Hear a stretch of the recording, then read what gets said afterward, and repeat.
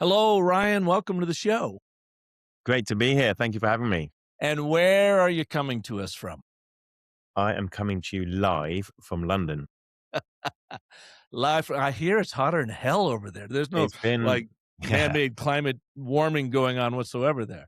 exactly. Yeah, it's been, I think a few weeks ago, it was down at 11 degrees Celsius centigrade. And now it was up at over, I think, 30, 35 degrees. So there's been huge swings here. So yeah, very, very present global warming going on in London. Yeah. Well, I was very excited to get you on the show when a couple of months ago, our mutual good friend Bruno Sarda, he and his wife Jody were up at our place in northern Arizona here, and we were chatting, catching up because I'd done a lot of work with Bruno over the years, including teaching at Arizona State University in my role with sustainable storytelling. And he was talking about a number of the really interesting folks he's been working with, and your name popped up and he said, "Oh, Park, you've got to talk to Ryan." And I go, "Well, why is that?" And then he gave me a little bit of the insight into what you're doing there with this platform called Point One. And your tagline, which I think, or theme, I'm not going to call it tagline, it's bigger than that. It's your overall narrative focus, I thought was one of the most brilliant I have ever heard in all of branding, let alone in the very complex, controversial world of sustainability. And that is almost nothing changes everything. And so we're going to unpack that here in a minute, but let me stop yapping right now and let's get your backstory. How did you find yourself, get to where you are and what you're doing today with Point One? So I always think it's, you know, your parents, your childhood. I feel like for me anyway, that's a good place to start because I came from a family where both my parents were entrepreneurs. And from a very young age, I was kind of given that, I don't know, entrepreneurial kick up the bum. And what I mean by that is that I remember maybe I was about 11, 12 years old. And I remember asking my dad for £5 so I could go and buy, a football magazine with some stickers from my local store. And he said, yeah, fine. And then the week afterwards, I went back to him and asked for another £5 to buy more stickers and whatnot. And he was like, well, no, if you want to carry on, earning, you need to actually earn, you need to do something for this. So I was like, okay, well, what do I need to do? And he said, go and wash my car and I'll give you £5. So I went and washed his car, got the £5, and I was like, oh, this is great. Well, maybe I can wash more people's cars and I can get more £5. And I then ended up washing, a number of people's cars around my local neighborhood and earning, whatever it was, 20, 30 quid a week. But that for me felt like I was, had more than enough money to go and spend on whatever I would wanted to buy at 11 years old. But it taught me a really good lesson of just kind of being front footed and taking initiative, I guess, with regards to life and with regards to money. And that really stayed with me, I guess. And then I remember setting up my first business when I was at university, which was a student events business. And very quickly that business grew to become one of the biggest student events businesses in the UK. I think we had about 400 student employees and we were running 16 events a week in 11 different cities. And yeah, it was, again, a really amazing crash course in building a culture, building a brand, learning how to build relationships with different people from various different walks of life, dealing with lots of, I guess, like clubs and leisure space owners. And sold that business, got into property development, started my own environmentally friendly property development business, building houses that were premium, but also predominantly run off renewable energy. And then a friend of mine called Cassandra had an idea to start a snacks business, a healthy snacking business, starting with popcorn. And for some reason, it just always sounded like a great idea to me. And she was looking for someone to do it with her. And I jumped at it really. I think I was a bit kind of not too sure about the property world anymore. I think it's quite a capitalist world where, often property goes to the highest bidder. And I think building a brand there is quite difficult, even though I'd actually had some really good success with it. And then, yeah, we started this snacks business. Our first customer, it was called ProperCorn, was the first product. Our first customer was Google, their head offices. And very quickly we built, I think, one of the fastest growing brands in the whole of Europe. And we're now sold throughout Europe. And I think something like, 8 million snacks a month goes through the Uh, business. and are you still a part of that, Proper No, so Corn? we sold that business 5 years ago. Okay. So that was back, we started it back in 2011, and yeah, sold it 5 years ago now. And yeah, I was just really something I'm very proud of. Built a wonderful culture. I can tell you lots about that, and some of the initiatives we had. We had a chef who made breakfast and lunch every day for everyone. We gave everyone in the business unlimited holiday. Everyone in the business has shares, so everyone was a shareholder on the same journey together. Now, you Um, sound crazy right now, right? yeah. I mean, most American business people are like, "This guy's not for me," because there's no way we could pull that off here. How did you do it? Well, I think that first of all, I really believe in the power of building a strong culture. So I think that if you build a team that are willing to run through brick walls for you, and we were selling snacks, we weren't saving lives. We were just, it's a very trivial thing, let's be honest. But we built a culture where people really cared. And so while we invested in that, and we probably spent more money than most businesses do per person on that culture, I think that paid back in spades when it came to productivity and ambition. And having someone going into big retailers across the UK and being passionate about what they're selling, and talking about what they're doing.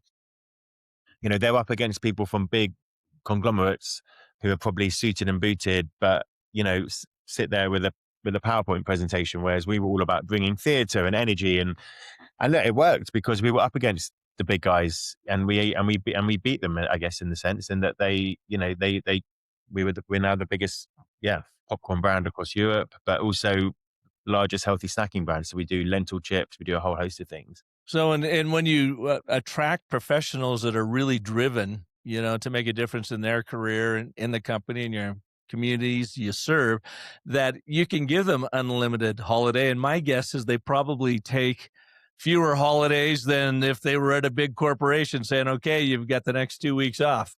It's funny, so many people say that, and I mean, if I'm honest, it was a real mix across the Mm. board. So we had, our financial director actually, he ended up taking over 40 days, but his work ethic was brilliant, and he only took those days because the partner that he had married was from a quite an affluent family, and so it meant they were often away.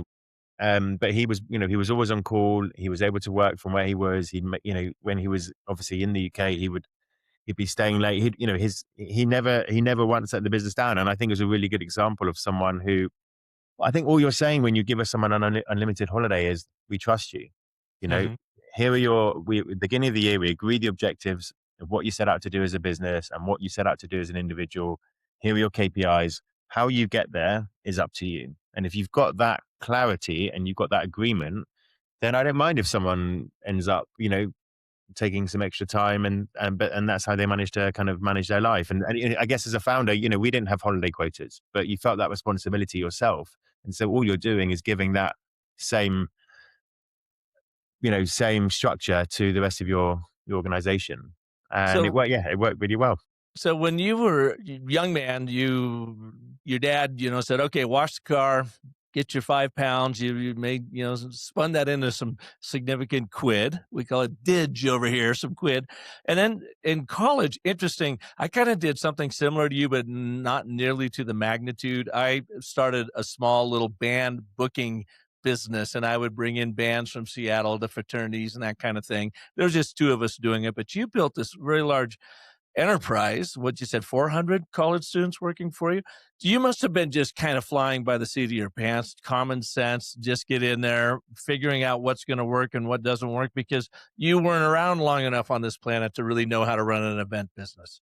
So literally that. I mean, I think the one thing I would say that has always stuck with me though is so the initial name of our business was called Revamp, and that stood for Revitalize a Marketplace. And a lot of the time when you go to in a club night, in a bar at your university, it's kind of like a DJ in a box. So the DJ's there, they're playing some music and everyone's dancing.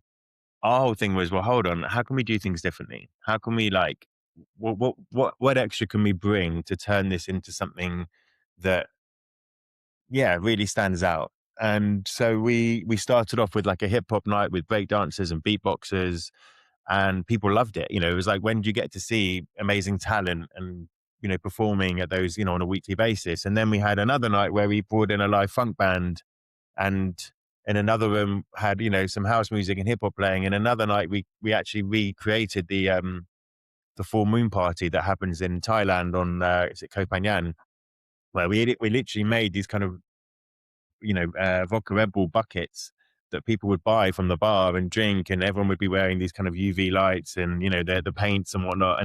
And that was the thing, was about bringing theater. And that premise though of like, how do you as a business try and get cut through, how do you stand out from the rest of the industry, has stayed with me forever. And it's something that I wholeheartedly believe in everything we do. And I think I always say to any business, if I'm giving them advice, what's the thing that you're doing to make the magic happen?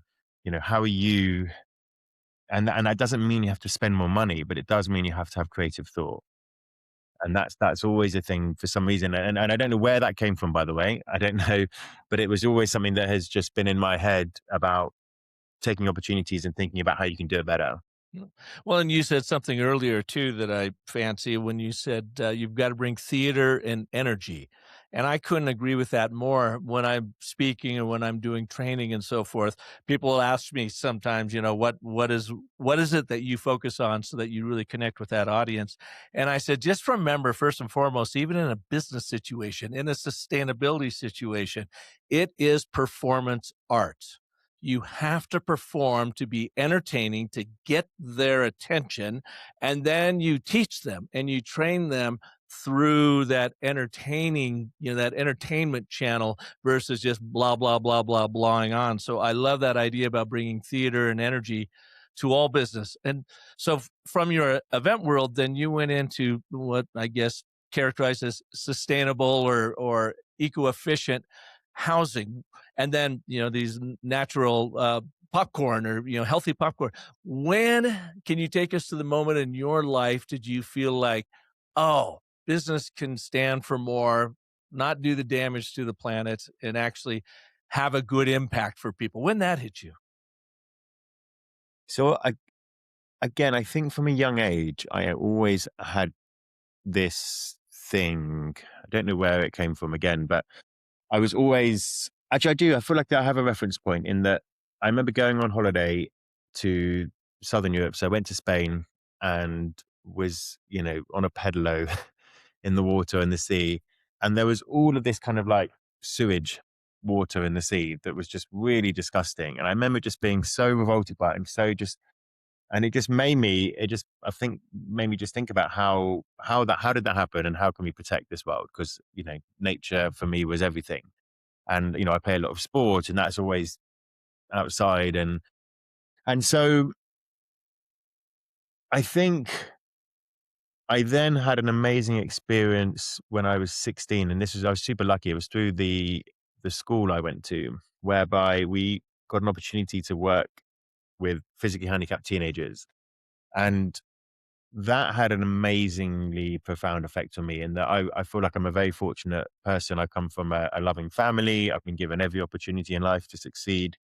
I, grew up just outside London and was probably in my own little bubble, being totally honest. And then working with physically handicapped teenagers was a real slap in the face of like, you know what, Ryan, there's a lot of people in this world who don't just have this bubble world that you're operating in. And actually, I don't know, it sounds really obvious, but like it, it just, I remember coming home and speaking to my dad again and just saying, Dad, I think I know what I want to do. I think I want to work in a school with these, you know, teenagers and do what I can to help. I loved it. I got so much like enjoyment and satisfaction from it. And my dad said to me, he was probably thinking, I don't want to, I haven't spent all that money on your private education for you just to, work in a school. He was like, if you want to make a real impact, build your own school. And that did That's actually cool. land on me. I was like, okay, maybe there's something I can go bigger. Maybe I can have more impact. And that's not, I think people who work in those schools obviously are incredible people. I've got friends who work in schools and for all types of people from with disabilities or disadvantages. Anyway, so that's nothing against that. But it landed, and I remember just thinking, right, well, everything you do now, you need to be thinking about how you're going to have some kind of form of impact, and that was why when I got into property development, it was like, well, what's the best version of that? If you're going to build something that's going to last for decades, why can't we build it in a way that is that isn't harming the people and planet around it? And so, yeah, I think, and even with proper snacks, our snacks business, we were one of the first B Corps in Europe. I co-wrote the how-to guide for businesses to get to net zero by 2030 for the B Corp community. And we did our absolute best to be conscious of the way that we were going about our business. And I think, if I'm honest, that's probably just the least the least we ought to do. Mhm. Um, so yeah, I think it was probably a combination of those things Yeah. that it was in me. Well, what's interesting about your answer there is it also plays to this idea of almost nothing changes everything. And you guys have even captured this in your marketing, which I want you to kind of explain to our listeners, viewers here. But when I asked you, Ryan, can you take me to that moment? You at first said, well, I don't really know if there is one. And yeah, this happens to everybody. And then boom. Well, yes, there was that time surfing outside of Spain and all that sewage, and it was disgusting. Oh, and it triggered a second moment, working with the high school kids and so forth. And I share that or call that out because I want our listeners to think about that when you are building something. What is really driving you? It always leads back to a few moments in time that just changed your whole world. It created a curiosity and a passion. I call it, don't look for your stories, find your scenes, and your story is going to find you. And you just, describe two scenes in your life that lead you to where you are today. So let's talk about today. Almost nothing changes everything. How did you come up with that? Well, first of all, can I just say I love that framing of finding your scene.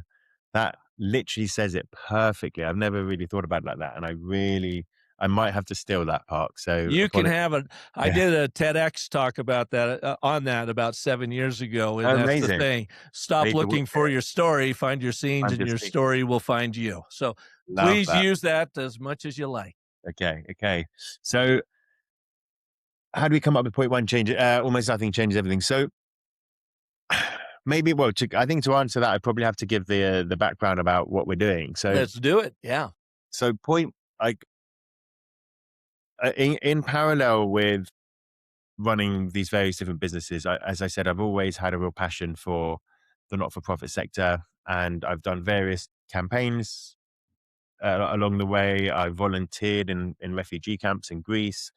I've Yeah, it's always been a big part of I guess my life now. And when we sold that business, I always knew that I wanted to do something to better people and planet in some way, especially the environment. The environment was always something that I was very passionate about. And so when we sold the business, got married, had two beautiful kids, and a couple of years ago, I guess was like most people do, just kind of observing the world and kind of noticed a real disconnect whereby if you ask anyone, do you care about the well-being of the planet? The answer is always yes. But then that doesn't always translate into action. And when I was like, well, why is that? And I looking at the climate space over the last, say, 10 or 15 years, and it feels like there's been a huge emphasis on behavior change. So, buy an electric car, stop flying, stop eating meat, shouting at businesses and governments to change their ways. And while there's definitely been some progress, I don't think we've seen the rate of progress that we recognize that we all need. And so couple that with when you look at the data, 75% of greenhouse gases comes from fossil fuel. And now we're at a moment in time where clean energy is up to 70% cheaper than all forms of fossil fuel. And so I was like, well, there must be a way of, leaning into that. Like the economics have never been in our favor as much as they are now. And yeah, it really worked out that if you took just 0.1% of corporate revenue, put it in a pot, focused on the clean energy transition, within 15 years, the whole world could have access to clean energy and there'd be very little need for fossil fuel. And all it requires is almost nothing, just 0.1%. So now I really believe in the power of brands. My previous business was, we launched with popcorn, which is probably the lowest barrier to entry product you can ever launch with because you can make it in your kitchen. But we built a brand that resonated with people. And I think the same for the environment, in that, considering, I think the number is 85% of the world's population wants to see stronger measures on climate.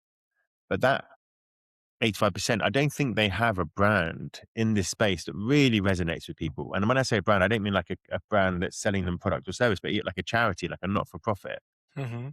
And so, so with us, I was like, well, we need to build a brand around this. We need to capture the hearts and minds of people. And so I can't take credit for coming up with the line, almost nothing changes everything. I worked with these two guys who are brilliant, kind of brilliant brand people, in terms of, they sit down with you and they take everything that's in your head and they try and distill it into a really clear brand house. What's your purpose? What's your vision? What's your values? And I think that's one of the most important parts of any business, is understanding what that is and really then living and dying by those purpose, that vision, that values. And yeah, through that process, they came up with this phrase, which was almost nothing changes everything. And it just captured everything. It captured everything we wanted to do. It captured the idea, but it also captures the stories that we want to tell. I love what you just said about finding your scene, because almost nothing changes everything.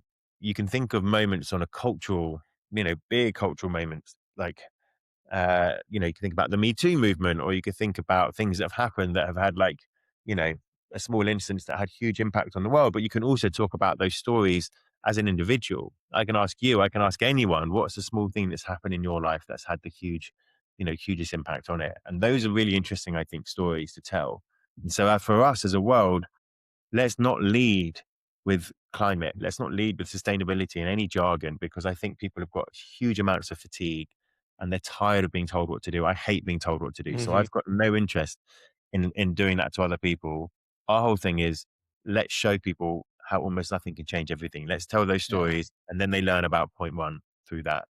Well, and when I was talking to Bruno, I had him back on my show about a month ago, just because I hadn't had him on for several years, and he's doing such amazing things over at Ernst and Young, that I asked him on the show, and I didn't cue this up for him. I just asked him point blank because I was curious what he was going to say. I said, "All right, so in America, we have an administration now that pretty much is trying to poo-poo all sustainability, all climate initiatives, solar, wind, you name it." And I asked him, I said, "Has that made his job more daunting? Or is he finding, something of interest in there?" And he thought for a second. And he said something I found really fascinating.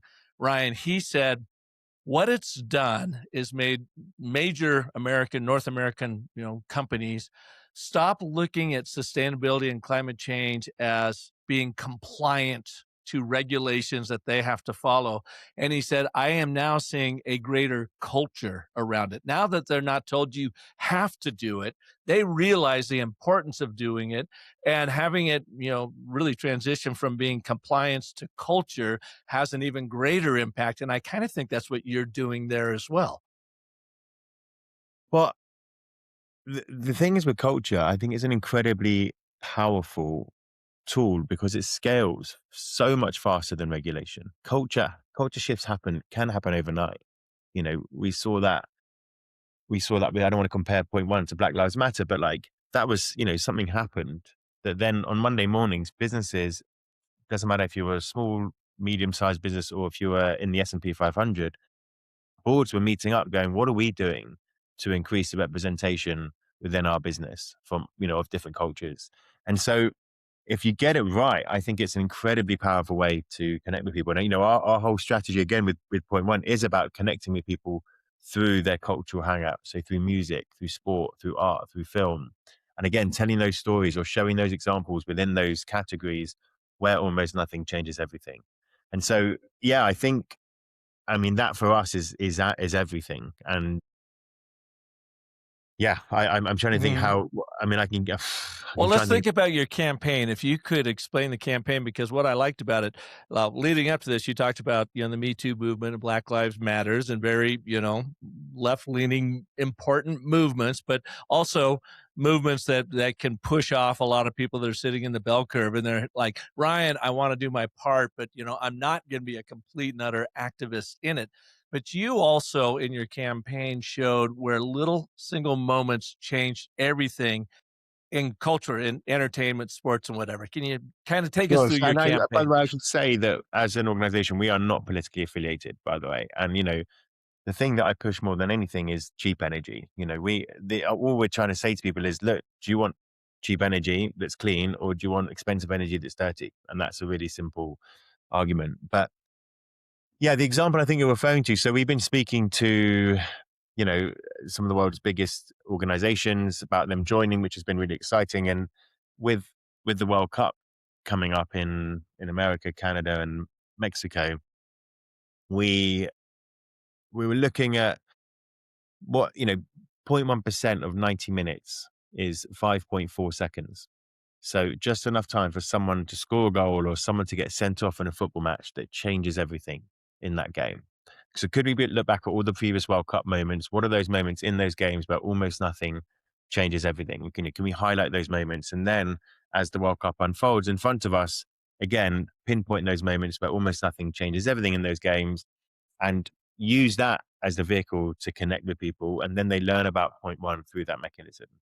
And that really aligns for us because we're meeting people in their cultural hangouts. We're not ramming any messaging down their throat. We're just showing them, wonderful examples that they can relate to about how almost nothing changes everything. And it's got to do with their favorite, with their nation or one of their favorite football games and that it translates really well across sport. There's so many moments, you could think about in golf, certain golf shots, the iconic Masters Tiger Woods putt, and or um, certain matches within tennis. Like Hmm. there's loads of opportunities to show those things. So yeah, that's what I mean by using culture as our way to connect with people.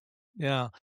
It reminded me of a campaign that we started for water conservation back in 1998, just in Mesa, Arizona, and it grew to be the largest water conservation campaign in the country because we resold the license to it to over 400 municipalities and private entities that wanted to promote it, and we did the same sort of thing. And I will go to say I was not smart. I think I followed my gut. Maybe like when you were building your college, event enterprise, I had been in the marketing world long enough. But what we did is kind of what you just reminded me of. And that is, we call them environmental prompts. And what we did is the headline was simply, there are a number of ways to save water, and they all start with you. So if you don't do it, all the other hundreds of ways to save water don't matter because you got to be the impetus. And so we ended up creating literally a list of 100 surprising water saving devices, such as a toothbrush. It's an environmental prompt. Like begs the question, how does a toothbrush save me water? It's a reminder to turn the water off while you're brushing your teeth, and the average person will save 4 gallons every single day. Add that up. And so we did it with shovels and we did it with cars. I mean, just all these weird things you would never think of as a water saving device, but it was just meant to prompt you, and it became an environmental prompt. And that's kind of what you're doing with talking about the World Cup and whatever, meeting people where they already are, so your brand becomes a part of their life, even if it's just for a short moment they think about you, but you're not selling to them. You are now embedding yourself into them. That's exactly it. And again, I love that example. And it's climate change is complex, and our whole purpose is about making it ridiculously easy to be part of the solution. And we've all been sat before where we all talk and we're like, well, what can we do? What is the use of me recycling? What's the use of me doing it? And actually, this is this our whole thing is actually trying to show that those small things add up, and if we all do it, and it starts with you, as you say, it becomes a really big thing. And I think what the climate space has also been lacking is just a one singular idea that we can all hang our hat on and go, oh, right, if we all just do this, this can be the outcome. Mhm. And, I've never, you know, 0.1% for context is, after for every $1,000 of revenue, it's $1, or for every $100, it's 10 cents. So it's really like a rounding error in most scenarios. And if you're a business that turns over $1 million a year, it's $1,000. So it's not supposed to be an amount that becomes a real burden, a heavy weight around businesses' necks. It's supposed to be an amount that, they almost wouldn't notice, but if everyone does it, becomes, yeah, absolutely like, planet changing. So yeah, this is, and I think making it simple enough that people can feel like they can make a difference, I think is really important, because it Yeah. is such a, what was interesting about when you look at things like COVID is there was a, absolute global response to something because we all felt that real and present danger at the same time. And so governments, were able to coordinate a response that, eventually we got there and now we don't even talk about COVID anymore. But, you know, climate change is going to be the fallout of climate change is already one, it's already happening. And we're seeing, horrific natural disasters and water shortages and, rising heat and et cetera, et cetera. But it's going to get so much worse. And it's crazy to think that now we don't even feel comfortable talking about it in Mhm. lots of ways. Like companies are scared to talk about it, especially obviously in the US. And it's so encouraging hearing that feedback from Bruno. He's always brilliant for having a bit of a temperature read from the big organizations that they're actually grabbing the mantle themselves and saying, well, we don't need the legislation. We're just going to do it anyway. And I think actually last year was the US's biggest um, output from renewables that they've ever had. And you've got Mhm. amazing states like Texas who, rely hugely on things like wind and it's an amazingly cheap, resilient energy source for them. And it's not affected by things like the Strait of Hormuz. Yeah. And I mean, I always think about with Donald Trump right now, he's actually he's doing the movement in an amazing favor because, I hadn't thought about that. Yeah. everyone's thinking about, right, well, if we want energy resilience, you can, the cost of solar panels have come down so much. The cost of wind has come, and the cost of battery storage has come down so much. So you can build these grids. You don't even have to be plugged into the main grid. You can actually build these grids now at a fraction of the price very quickly. You don't need to drill anything. You don't need to find where the oil is. You don't need to, extract anything. You just, the supply is there. You can get this stuff going pretty quick now. And um, yeah, we're seeing, I mean, last year, what, $3 trillion was invested into energy Mhm. across the world, and 2 trillion of that went into clean energy. So it's happening. It's just a question of how quickly we get there. Well, when we moved up here to northern Arizona, we're up in the mountains. We're at 6,600 feet. We will sometimes get really big winters, and this last winter, not so much. But first thing we bought was a Subaru Ascent. They're largest, but still a small SUV. But it's powered by gas. And then we bought a Subaru Solterra, which is their EV that they built with uh, Toyota. And it's a fantastic little car. We use that bombing all around up here in northern Arizona. And when we go into Flagstaff, which is about 20 miles from us, we get in that EV and we say, isn't it so great? We're not burning any gas at all. Because when I take the Ascent in, it's a $20, round trip by the time I get in and back and burn up all that fuel. So it just really underscored to us the power of it. Now, you have had Point One going for about 2 years, you said? So I had the idea a couple of years ago. We actually only launched it now 2.5 months ago. So Wow. Okay. yeah, we beginning of last year, we partnered with this amazing organization called the Global Energy Alliance, who were founded by the Rockefeller, IKEA Foundations, and the Bezos Earth Fund. They've now mobilized over $7 billion of clean energy finance in developing countries, and they're achieving remarkable results. So over 300 million tons of carbon emissions reduced, I think over 8 million jobs now created, and access for over 90 million people. So they're our implementation partner there, where when we raise the money goes to them. They deploy that through the developing world. So Latin America, Africa, and Asia. and they've got 50 alliance partners, which are essentially local NGOs on the ground in those territories that can do this in an impactful but also culturally sensitive way. Mhm. So it's a very, very, yeah, it's a very smart structure, and we're, we're very happy to be partnering with them. So you're And a couple of months in then, how are you getting people to donate, for yeah, lack of a better term, we've to now got invest? totally, yes, we've now got, I think, just over 50 businesses who have signed up.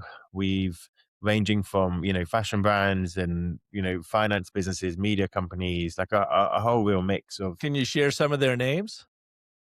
Yeah, I mean, there's Jam. So there's an organization called Jamjar, which is a VC in the UK. It's the the VC company of the innocent smoothie founders who sold their business to Coca-Cola for hundreds of millions, probably about 10, 15 years ago. And they started that VC. There's Piper, which is a private equity firm. There's a super cool fashion brand called Alex Eagle, which has got a few stores in London, and she's also a contributing editor for things like Vogue. Big interior design firm in the US called Claudia Afshar. We've got, yeah, so it's a real, a real mix, to be honest with you, of organizations, I'm and it's been surprised really nice. Patagonia isn't on that list. It seems like this Oh, is something they'd jump all over. well, yeah, I mean, look, we haven't even had a conversation with them, but they're an amazing organization. They already Yeah. obviously do a huge amount. And look, one thing I would also say with point one is we're not about replacing other brilliant initiatives that people are doing. We just have this singular message that if we all do this, we can achieve something incredible. And so we encourage even that the businesses who have signed up to point one to be doing more.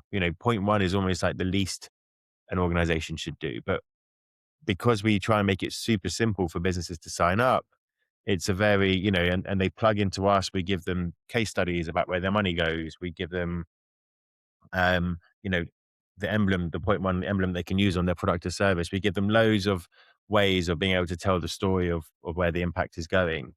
And so, yeah, Patagonia would be an amazing person to, organization. If you're listening to this podcast, we'd love to speak to you. Sorry we haven't got around to it yet, but you're on our list for sure.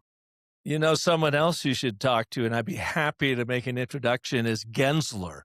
A very, gigantic worldwide architectural firm, and they do some just brilliant, brilliant building.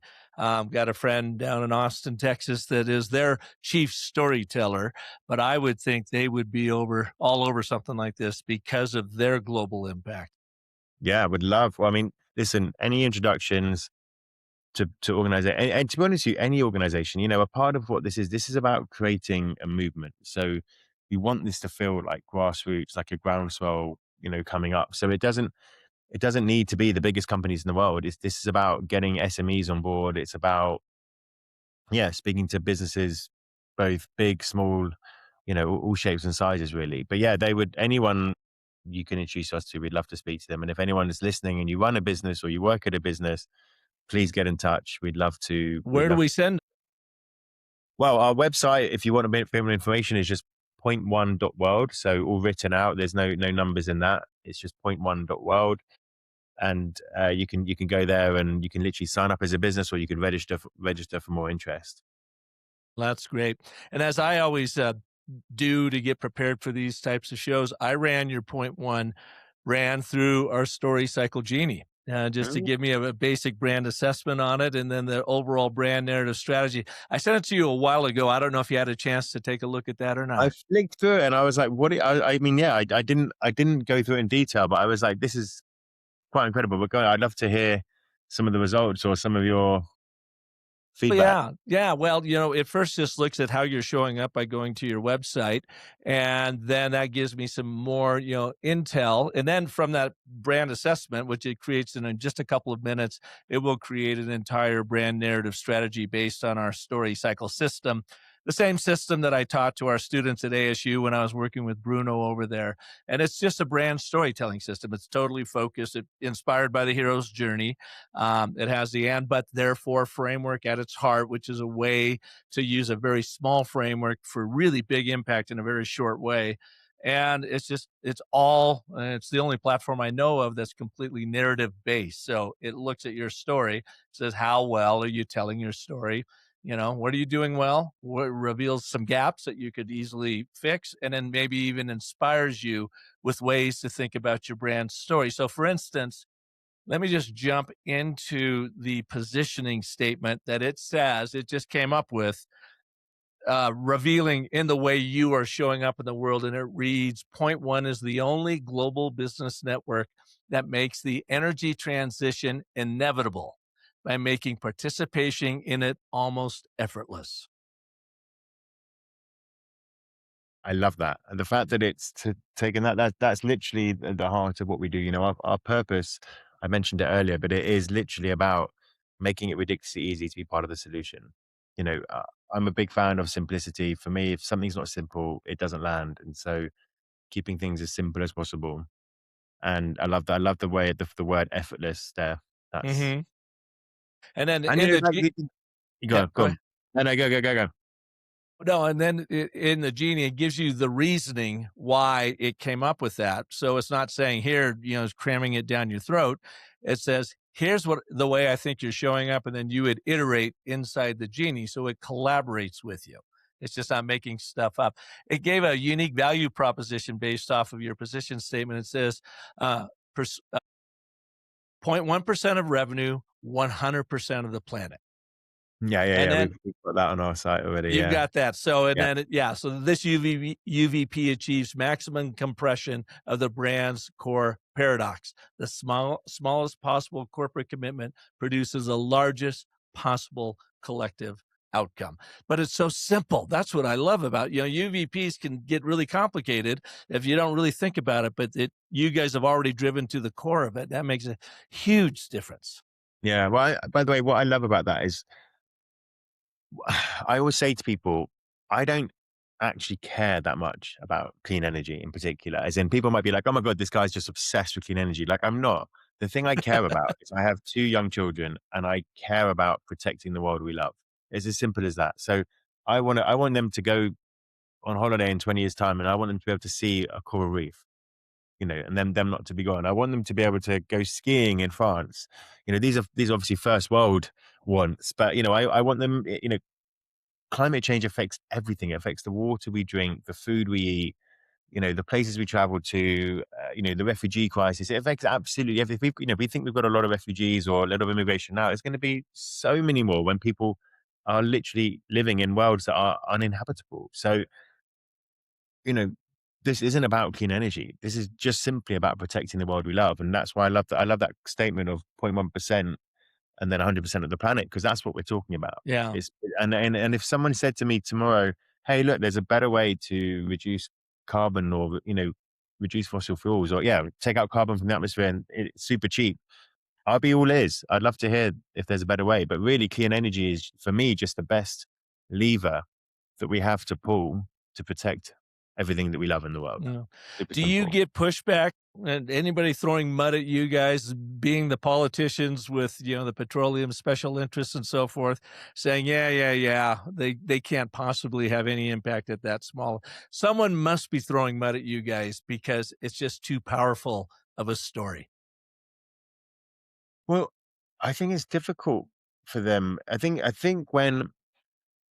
easier. It would have been easier maybe 5, 6 years ago when the economics were different to throw mud. But when there's so much blatant information now and data on how much cheaper clean energy is, it it quite literally doesn't make sense now to be doing more fossil fuels or in any way, shape, or form. And you've also obviously got nuclear, which is a much cleaner source of energy. Yes, there's waste from it, but on the whole, it's a hell of a lot cheaper, a hell of a lot cleaner than fossil fuels. So we have all the technology there. It just needs to kind of happen, and it is happening. I told you the stat before about the trillions of dollars that's already going into it. So regardless of what any politician says, it's happening, and I think it's too big. It's like trying to swim through a tsunami. It's coming.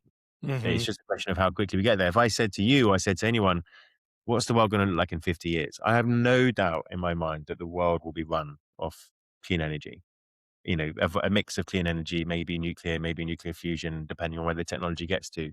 But, you know, the sooner we get there, the more of the world that we love will be protected. Yeah. And that's what really what point one is about. Well, going back to ASU days when I was working with Bruno, there was also this brilliant physicist, Dr. George Basil, who I just love because he is also a marketing mind.